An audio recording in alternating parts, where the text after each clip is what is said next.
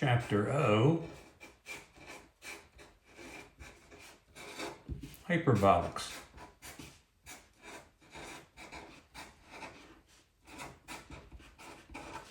We're going to look at first the cosh.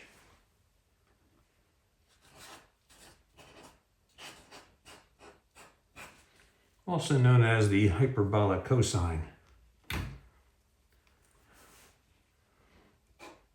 This is equal to 1/2 e to the x plus e to the minus x. Now, earlier in our course, we looked at the approximation, or let's say power series, for e to the x. E to the x is equal to 1 plus x plus x squared over 2 factorial dot dot dot. So e to the minus x is 1 minus x, and then the minus x being squared will give us x squared over 2 again. And then for small x, we have small x. Then we have here, let's take the first 3 terms. And then if we add these two together, you see the x term cancels out, and you'll have 1 plus 1 is 2, and x squared over 2 times 2, but we're dividing by 2. So for small x, we'll have, for the cosh, approximately 1 plus x squared over 2, which is a parabola. So if we do a little sketch here to plot a sketch of the cosh of x, we see that when x is 0, you have 1. So it will be right here. Let's go ahead and label that 0, 1. And you have a parabola. So something like this. Then if we go with large x, when x is large, this term goes away. E to the minus some large quantity is going to go away. You'll have 1/2 e to the x. So up here, we'll have e to the x divided by 2. On the other side, when you have a large negative number, this will go away, and you'll have this term divided by 2. It's a symmetric function.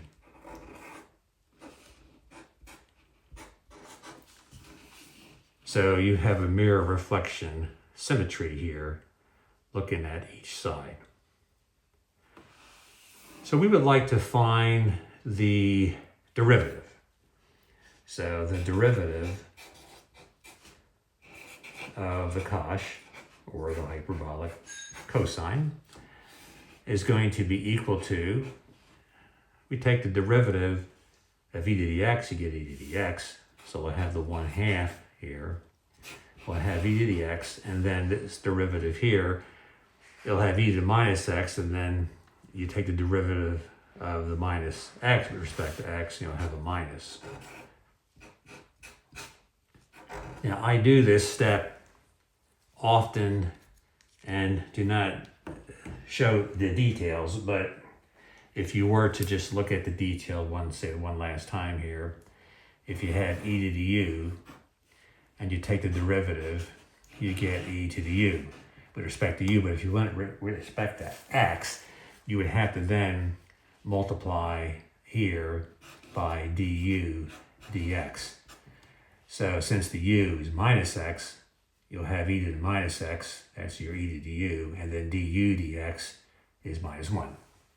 Also known as the definition for the hyperbolic sine. Let's go ahead and we'll sketch this one.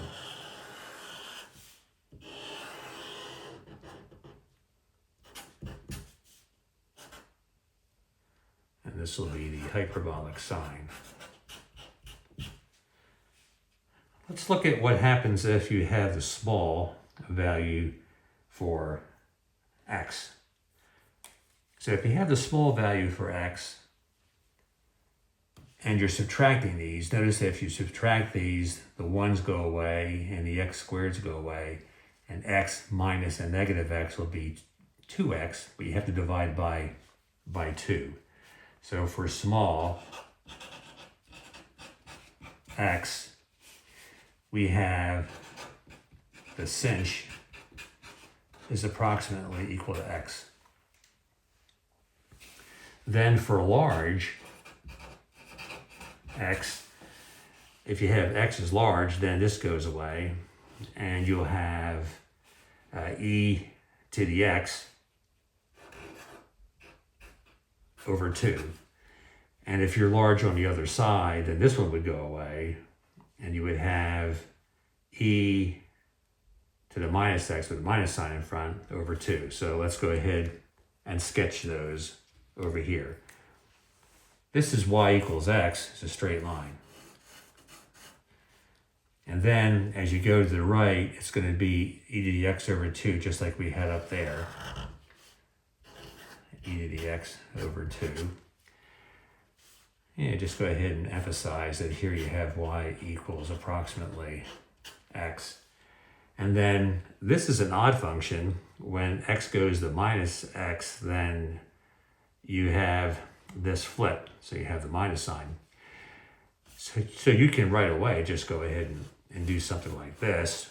But also, if we look at, say, large x on this other side, then this goes away. You have minus e to the minus x over 2. So this is minus e to the minus x over 2. Now let's check the derivative of the cosh for 3 points or 3 regions. If you look at the origin where x equals 0, the slope here is it's flat. So the slope is 0, and sure enough, the slope here, when you look at sinh is 0 there. And if you go over to the right, far away, the derivative here is e dx over 2. Over here, the sinh is e dx over 2. And if you look at it this side, over here, the derivative is minus e to the minus x over 2. Let's see, minus e to the minus x over 2. So think of this as a negative slope. That's the negative sign there. And then as you get to the bottom, it says 0, and then it starts to grow. So that works out nice. What about the derivative of the sinh? So let's take the derivative of the sinh with respect to x. Well, the derivative of the first piece is e to the x. We'll have the 1/2 there. And the derivative of the second piece is minus e to the minus x. The minus signs will cancel. You'll have a plus sign. And this is equal to the cosh. This is interesting. The derivative of the cosh is a sinh, and the derivative of the sinh is the cosh. I had a friend in college as a freshman, and he said the derivative of the cosh is a sinh, and the derivative of the sinh is gosh. He just made that a G. I guess that helped him remember it. Okay, so here we can check to see if this is indeed the case, because here we have both the sinh and we have the cosh. So the cosh is supposed to be the derivative here. So the derivative of y equal x, here the origin is 1. And sure enough, the cosh is 1 at the origin. When you have x equals 0, rather, it is going to be a value of 1. Then if you get farther out here, the derivative of e to the x over 2 is e to the x over 2, and there you have it. And the derivative of minus e to minus x over 2 is, well, a minus sign will cancel this, and you'll get e to the minus x over 2, and there you have it. So let's just double check The slope here is negative, and here we're negative. Then you have 0, and then here we have positive.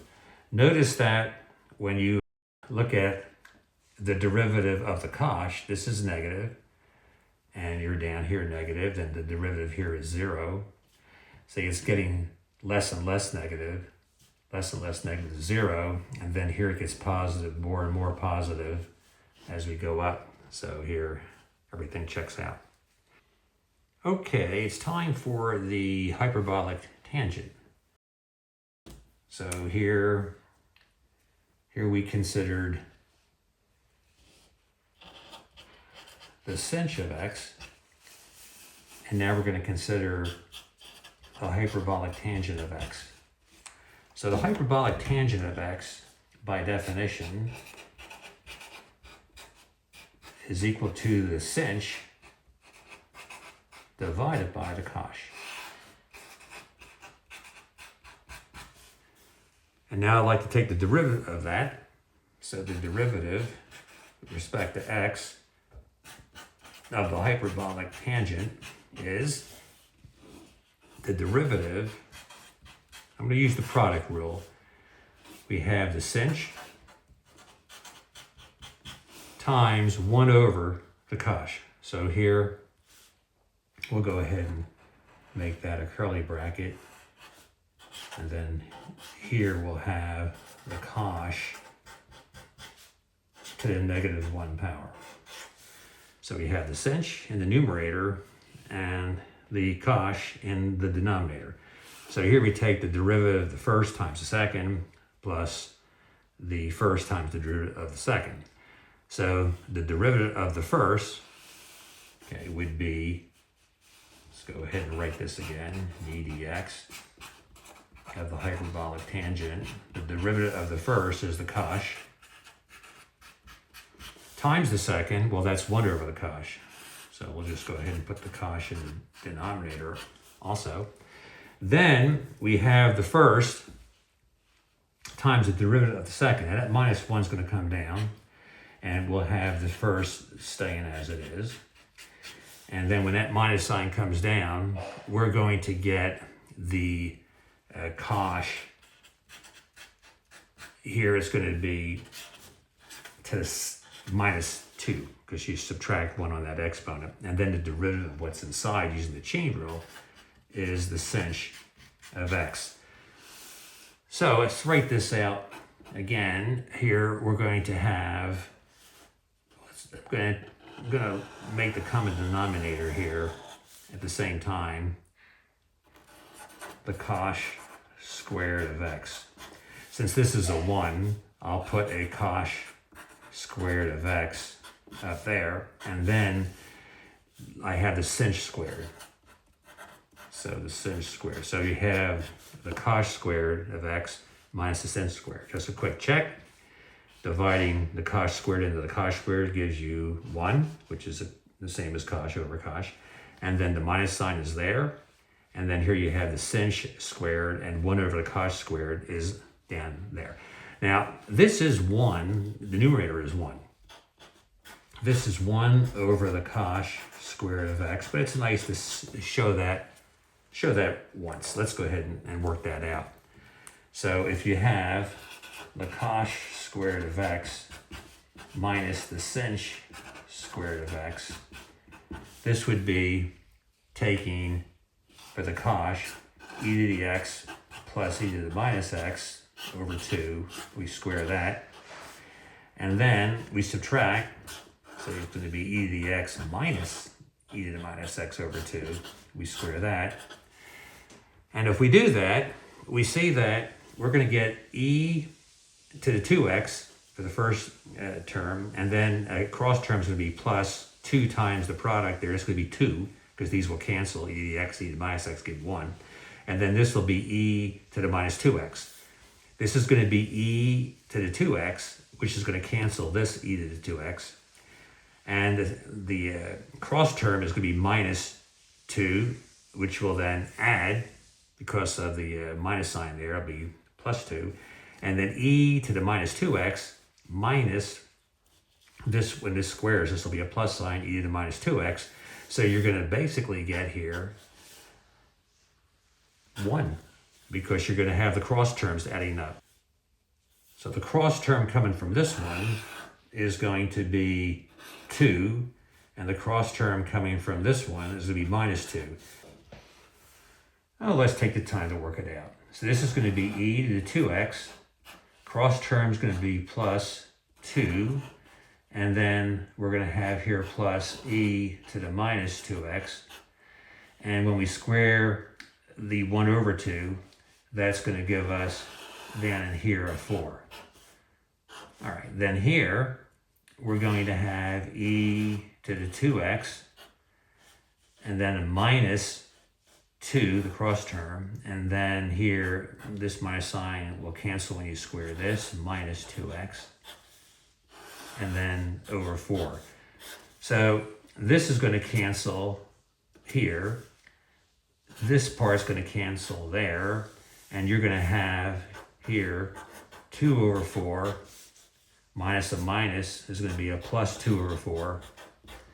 And that's going to be a half plus a half is 1. So we have demonstrated that identity. You can consider that to be analogous to the identity cosine squared of theta plus sine squared of theta is equal to 1. This is the hyperbolic analog. Notice that this is also equal to a hyperbolic secant squared. And you can see a similarity with taking the derivative of the tangent, you get the secant squared. Now the hyperbolic tangent, hyperbolic secant squared. Let's go ahead and look at the tangent, hyperbolic tangent, and the derivative to see if things check out. If you look at the hyperbolic tangent, for the hyperbolic tangent, you're going to have e to the x minus e to the minus x over e to the x plus e to the minus x. And that's what you get if you take the sinh over the cosh. So now when x gets large, this goes away, you get 1. So here, what's going to be interesting for us to do is mark this line 1.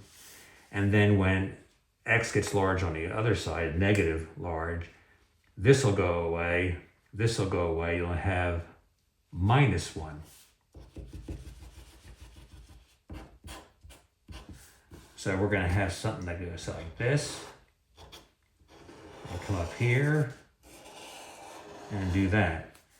So this is the hyperbolic tangent. And here, what the sinh is near the origin is y equals x, and the cosh near the point x equals 0 is 1. So that works out nicely. And now we want to check to see if the derivative here, way out here, the derivative is going to be, it's flat. That's going to be 0, way out there.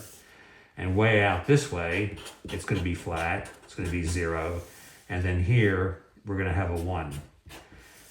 All right, so let's look at the cosh and consider the cosh, say, when we're at the extremes. If we're at the extremes, we have infinities. These are going up to infinity, but we want 1 over that. So 1 over a large number squared is going to get you 0. So that's going to check out, that the slope is 0. It's flat and flat. What about when you have x equal to 0? Well, when x equals 0, let's go back up here to the cosh, you have 1. But you want 1 over that squared, and that's 1. So that checks out. So now we're ready to do the inverse functions. And we will start with the cosh. So let's go ahead and look at an x and a y axis. And for the cosh, we have this. I'm not going to sketch the left hand one for a reason, the left hand piece, because if we look at here y equals x and do a reflection to find our inverse function, if we go up 1 here, we go over 1 there. So this distance reflecting from the mirror would be there. And as you then go away from this axis, you'll be going away like this. So this is the inverse function by the reflection. And we didn't want to reflect this part because if we did, it'd be down here and we wouldn't have a function. We have to have one output for each input. So therefore, we're going to emphasize that the domain, in this case, is going to be from 1 all the way out. And here, we look at this point 0 and 1. This is not relevant for the discussion of the inverse. So for the inverse, taking the derivative, we're going to use our rule where if we take, say, y equals the cosh of x, we then have x is equal to the inverse cosh, the inverse of y. All right, so the inverse function. And then we use our formula that the derivative, well, go ahead and emphasize that. We call this f of x and we call this g of y. So then to take the derivative of the inverse function, we're going to take 1 over the derivative of f of x. This is the formula that we've used before. So this is going to give us the derivative of the inverse cosh. And this is y. So remember we have the y there. dy is equal to 1 over the derivative of the cosh, because this is the cosh now. That's the sinh.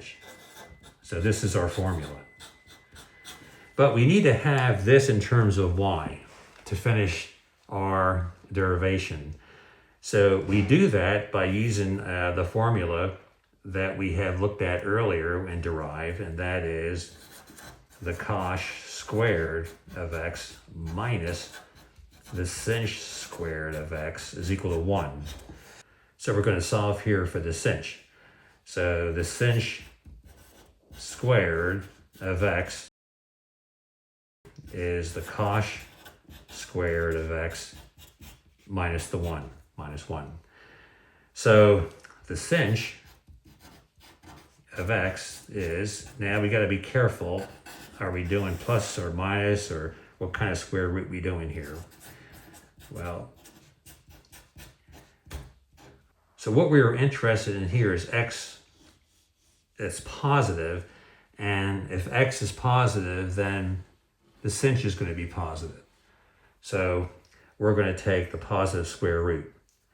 So doing that, this becomes 1 over the square root of the cosh squared of x minus 1.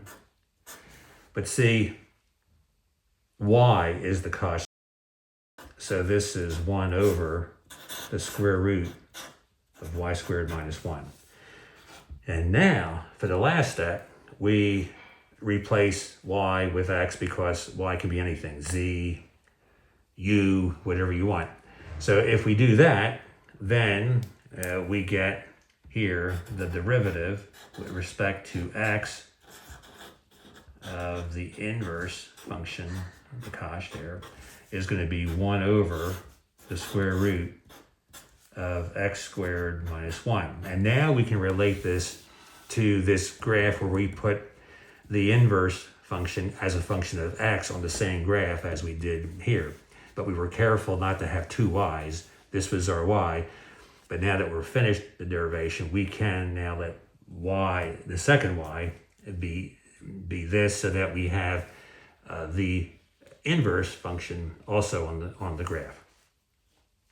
Okay, well here, the slope is 0, so the slope here is going to be infinity, all right, because this is your reflection.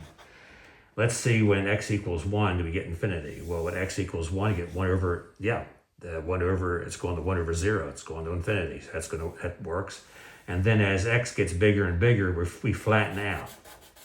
So are we flattening out? Well, x gets larger and larger. Yeah, 1 over x is going to get you approaching 0. As x gets larger and larger, you throw away that 1. 1 over x squared is 1 over x. So that checks out. That works out very, very nicely. So this is our derivative of the inverse, our first inverse function derivative. And now we proceed to do the derivative of the inverse for the sinh. So if we come up here and we look at y equals x like that, then the inverse function is obtained by the reflection. So the reflection here is going to go like that, and this reflection is going to kind of come up like this. So here's our inverse function. And we want to take the derivative of that. So once again, we make sure that we define y to be the sinh of x, and then x is equal to the inverse hyperbolic sine of y. So this is our f of x, and this is our g of y. And now we're ready for our formula, where we take the derivative of g of y with respect to y, and that's 1 over the derivative with respect to x of f of x, which we have used in our course many times by now. So this is going to be the derivative of the inverse sinh. Now remember, it's y. And then over here, we're going to have 1 over, well, the derivative of f of x, that's going to be the cosh. And then we need to get this in terms of y to finish the derivation. And we do that by using our formula, cosh squared of x minus the sinh squared of x is equal to 1. Now we want to solve for the cosh. So the cosh squared of x is equal to the sinh squared of x plus 1 on the other side. And then we want the square root. Now here, the cosh, if you look up here, is always positive. So we don't even have to think about this. Just take the positive square root. So therefore, the cosh of x is the positive square root of the sinh squared plus 1. And then we notice that y is the sinh. So that means this is going to get us the square root of y squared plus 1. So now what we do to put this all together, we remember that if we write down the derivative of the inverse hyperbolic sine with respect to y, it's 1 over the cosh, but the cosh in terms of y is this, so I need 1 over this. I need 1 over y squared plus 1. And now I go back and put everything in, replace the y with x, so then I have d, the inverse function, say here x dx is equal to 1 over the square root x squared plus 1. Look, interesting. Look, just a minus sign change there.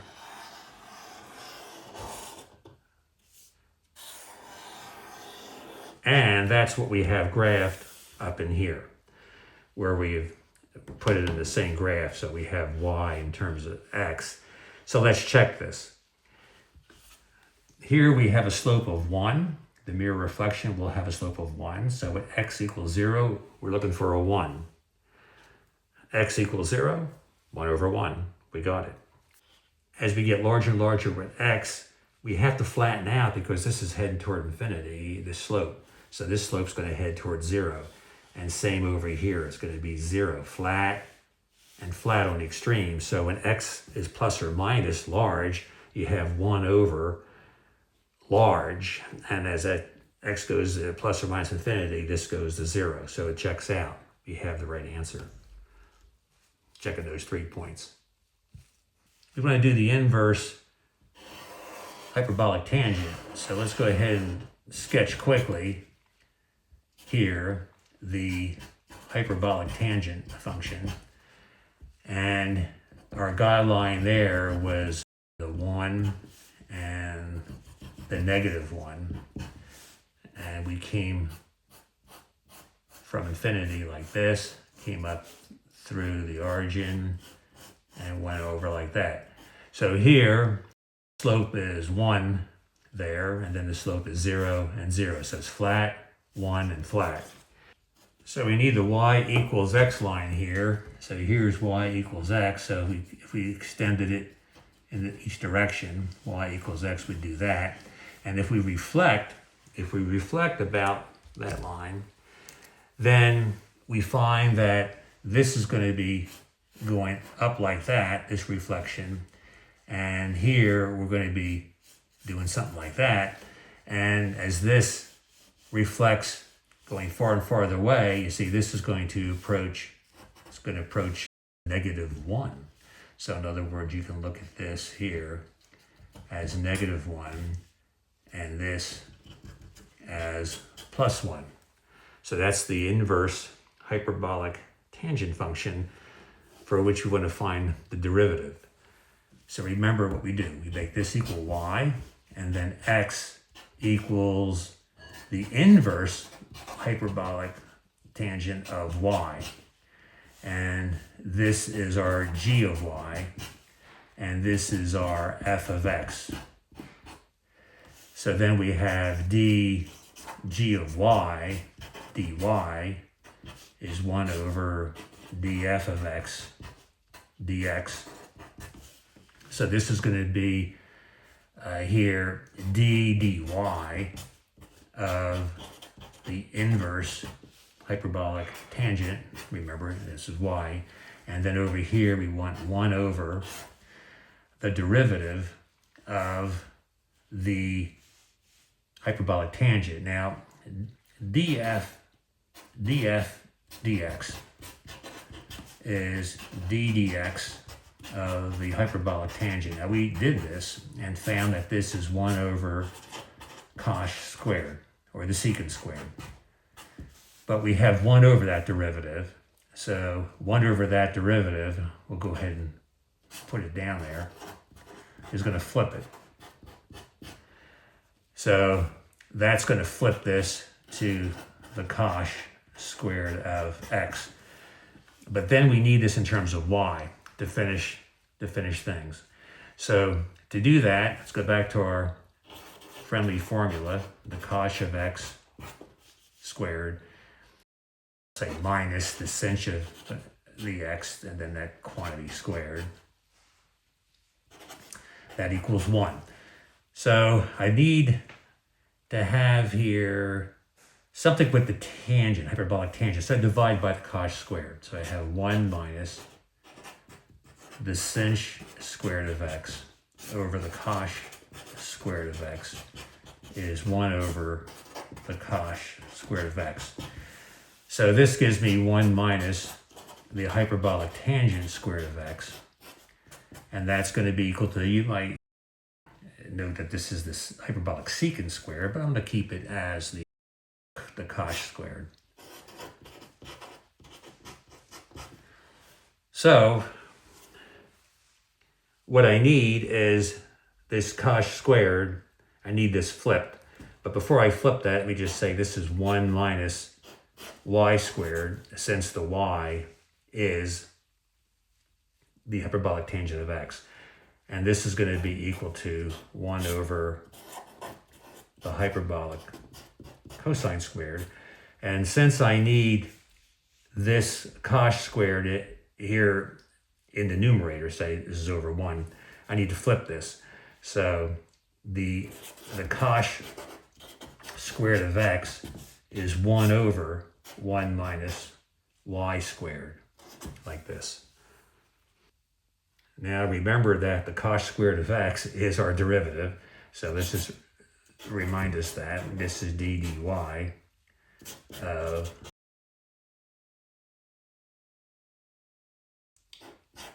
function of y. And now I replace everything, the y's with the x's, and then I get the derivative with respect to x of the hyperbolic tangent, inverse hyperbolic tangent of x is 1 over, and this is 1 minus x squared. So this is the answer. And this is what I'm going to check with our red graph here, which is the inverse function.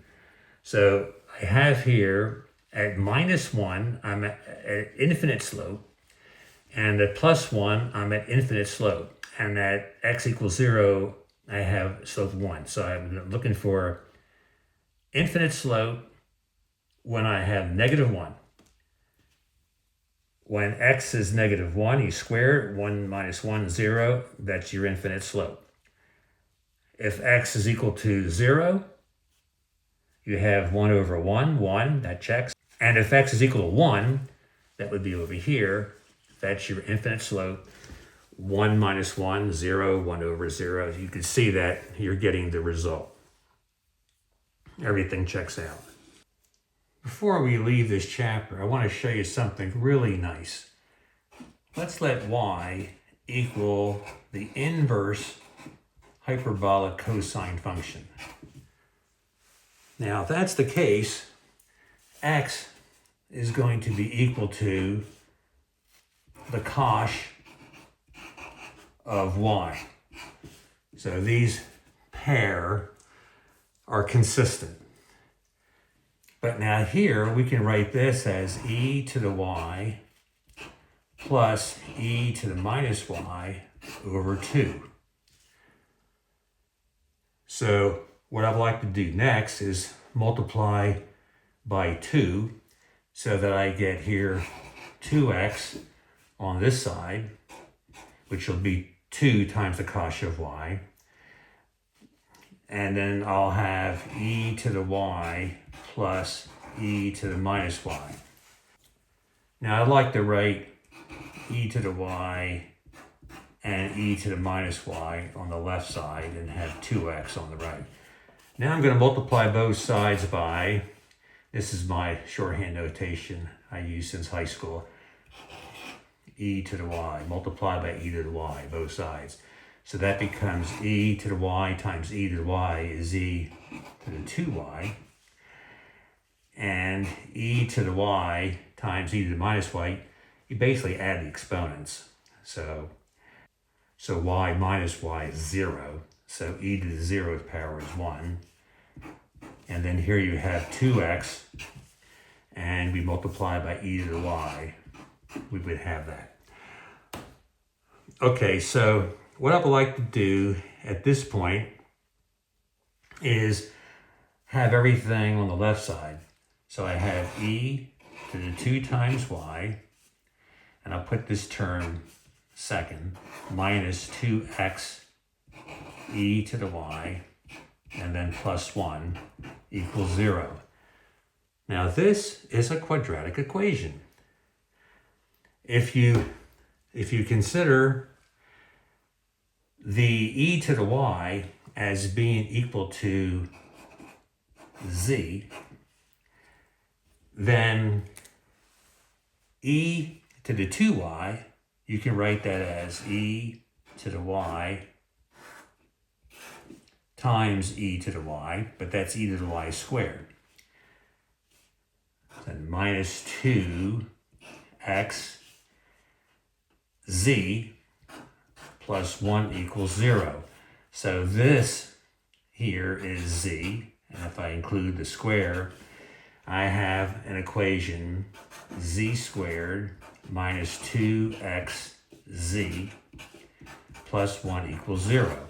And that's an equation of the form a z squared minus, or plus b, the general form, plus bz plus c is equal to 0. Now here, a is equal to 1. b is equal to the minus 2x. Remember, this is minus 2x times z. So b is minus 2x, and then c is the 1. So to solve the quadratic equation, you put minus b plus or minus the square root of b squared minus 4ac over 2. This is the quadratic formula. So in this case, we ask ourselves that you have two solutions in general. Which solution do we use, or do we use both? Well, what is z? Z is e to the y. But e to the y is always positive. So if it's always positive, then I'm going to take the plus solution. So therefore, I get for e to the y, the solution is minus b, which is then minus a negative 2x, is going to be 2x. And then plus, taking the plus solution, we have b squared, which is 4x squared, and then minus 4ac. ac is, well, 1, so that's minus 4. And I divide by 2. This is the formula. Okay, so let's work with that. And we can look at 2x divided by 2 as given x. And then here, what we have is we can take the 4, factor that out, and it comes out as a 2. So this is plus 2 square root of x squared minus 1. And that's over 2. Let's double check that. If you bring the 2 inside the square root sign, it comes in as a 4. It says 4x squared minus 4. So that checks out. Then these 2 cancel. 2's cancel, and you have x plus the square root of x squared minus 1. This is e to the y. But remember, y, we started with y, setting y equal to the inverse hyperbolic cosine of x. So that means we have a formula that explicitly tells us what this inverse function is. So the inverse hyperbolic cosine is equal to y, but I can get the y here from the logarithm, the natural logarithm of e to the y is equal to the natural log of this right-hand side. But what is this? Well, you bring down the y, and then the log of e is 1. So that means this is the inverse hyperbolic cosine. This is amazing. I have the answer like in closed form to this function, and I can take the derivative of this directly. I can take the derivative.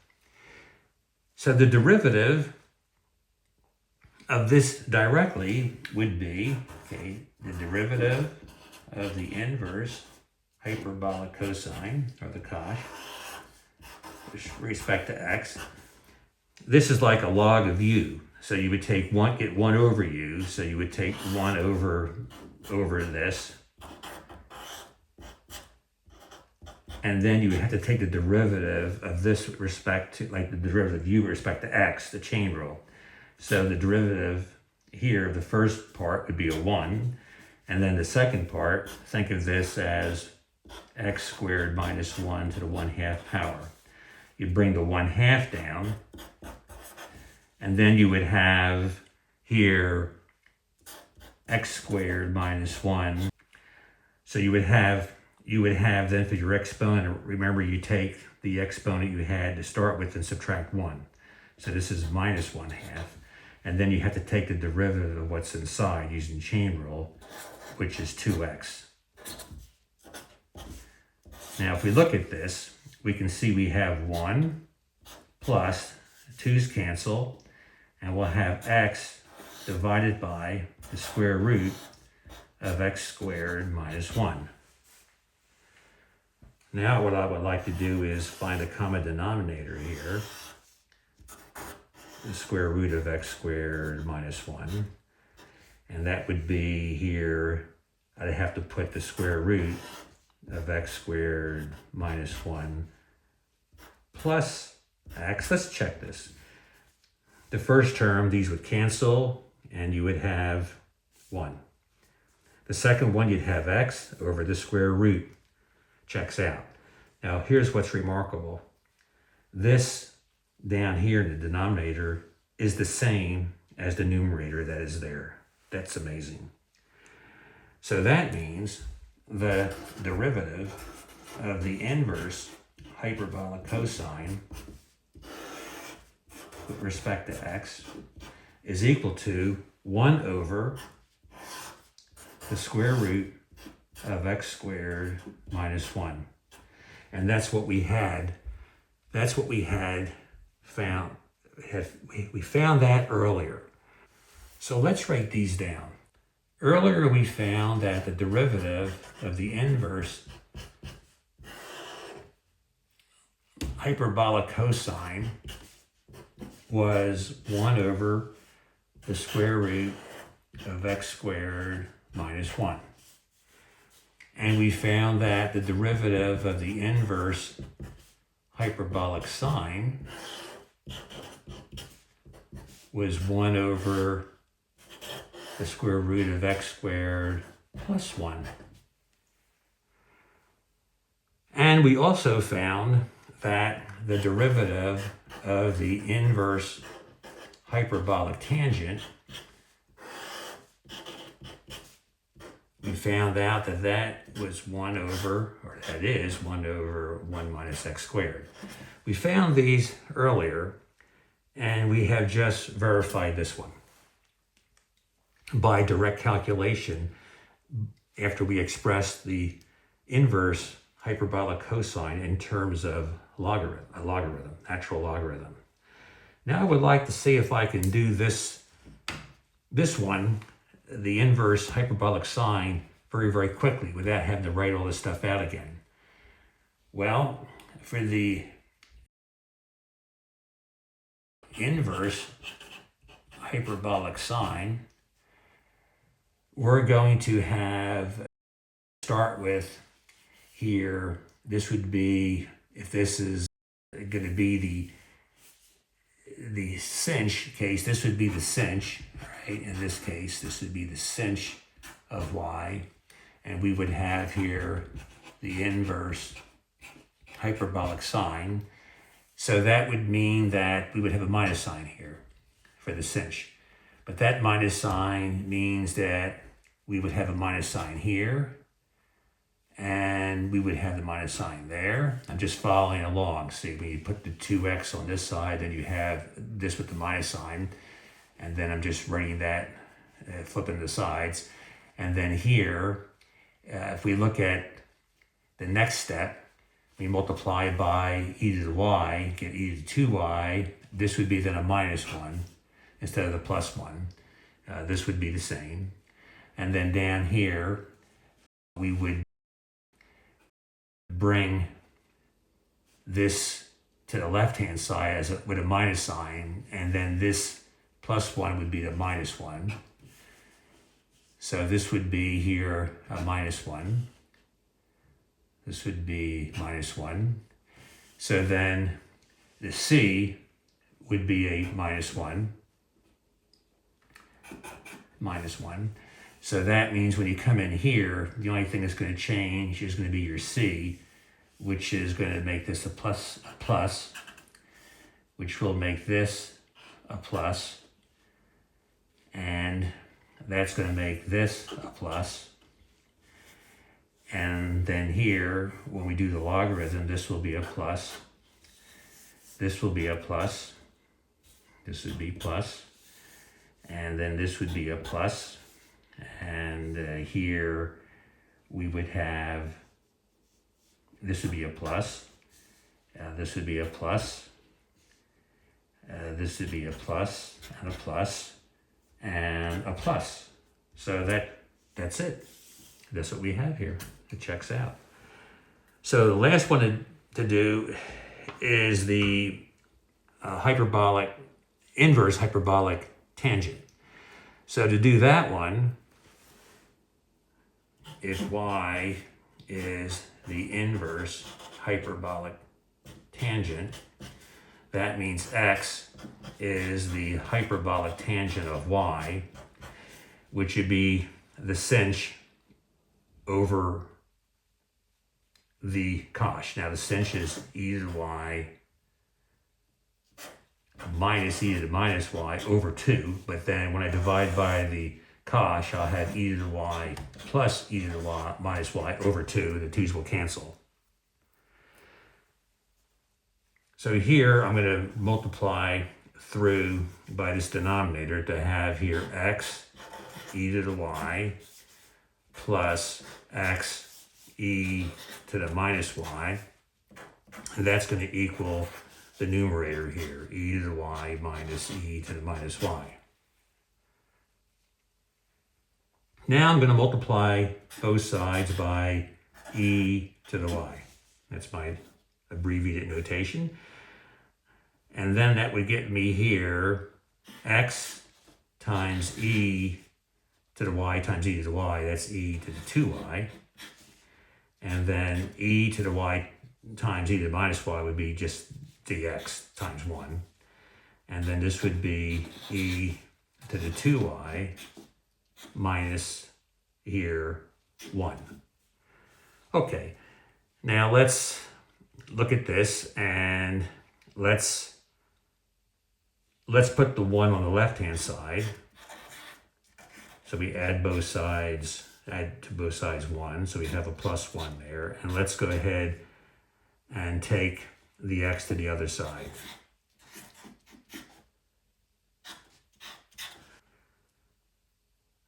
The next step is let's bring the x on this side. So we have 1 plus x, and then here we have e to the 2y minus x e to the 2y.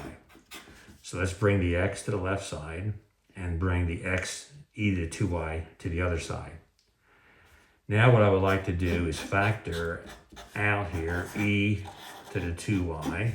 So I have 1 minus x. And I don't have to use the quadratic formula. I can solve this, don't need the quadratic formula. Watch, this is an easier situation. E to the 2y equals 1 plus x over 1 minus x.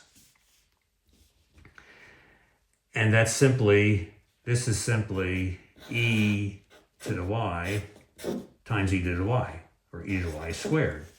So that means when I take the logarithm of this, if I take the natural log of e to the y squared, that's going to bring the 2 down, and then be the natural log of e to the y, but that's simply going to be y.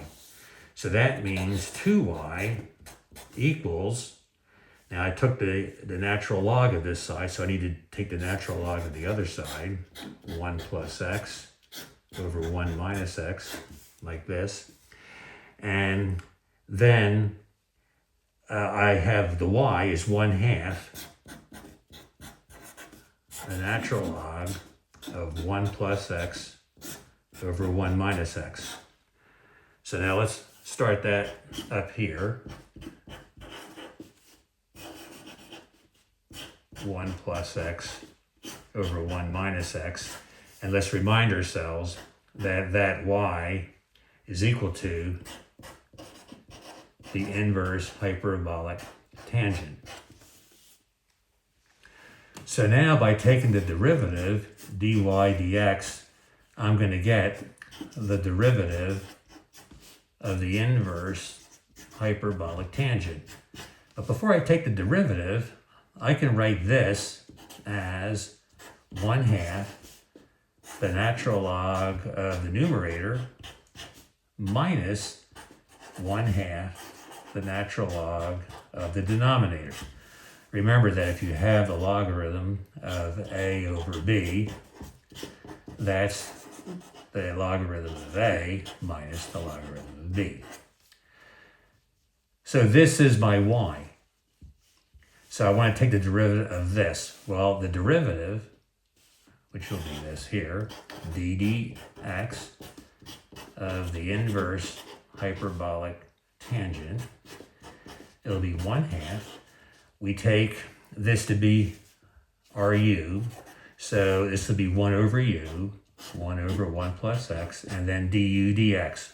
Well, that's going to be the derivative of this with respect to x. Derivative of 1 is 0, and derivative of x is 1, so we're finished. The next one would be a minus 1/2, and if this is our u, we would have 1 over 1 minus x, and then the derivative of what's inside there will give a minus 1, because it's going to be just a minus x. Take the derivative of that, you'll have a minus 1. Okay, so that's going to equal 1/2, and we're going to have 1 over 1 plus x, and this is going to be then a plus, and we bring in the 1/2 out, so this is 1 minus x. So what I'm going to do next is add these together, and we'll have 1 plus x and 1 minus x as the common denominator. So to have 1 over 1 plus x, I need a 1 minus x to cancel that out. And then over here, to wind up with the 1 over 1 minus x, I need a 1 plus x to cancel out that. Now notice that here the x's cancel, and I have a 1/2. I have 1 plus 1 is 2. And I have a 1 plus x and a 1 minus x multiplied together, 1 plus x times 1 minus x. So this is 1 over 1 plus x times 1 minus x. But when you have a plus b times a minus b, it's a squared minus b squared. So that's 1 over 1 minus x squared.